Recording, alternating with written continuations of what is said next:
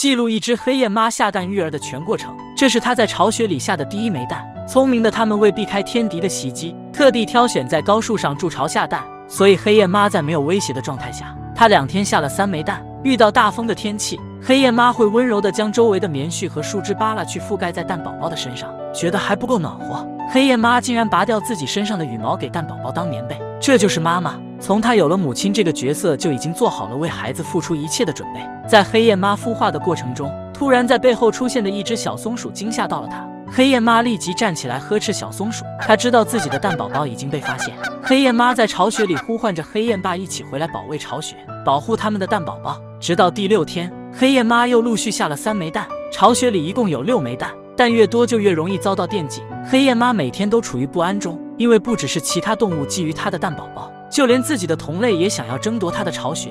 黑燕妈为了保护家园和孩子，她英勇地追了出去，与同类战斗。幸好黑燕妈一一克服了困难，现在她只想要等待着幼崽顺利孵化出来。然而就在黑燕妈孵化的第26天，也就是幼崽临近破壳的日子，不料一场暴风雨突然袭来。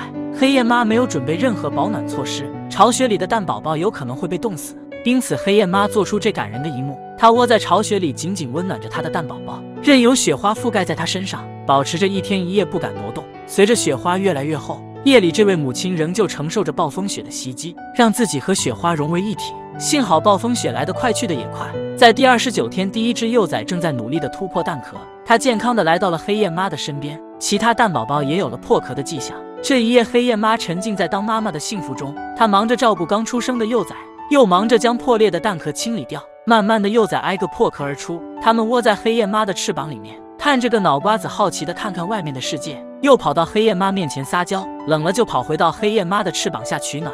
黑燕妈的翅膀就是它们的保护伞，很有安全感。但全部幼崽破壳后，它们就要跟随着黑燕妈离开高树上的巢穴，去往河道开启新的生活。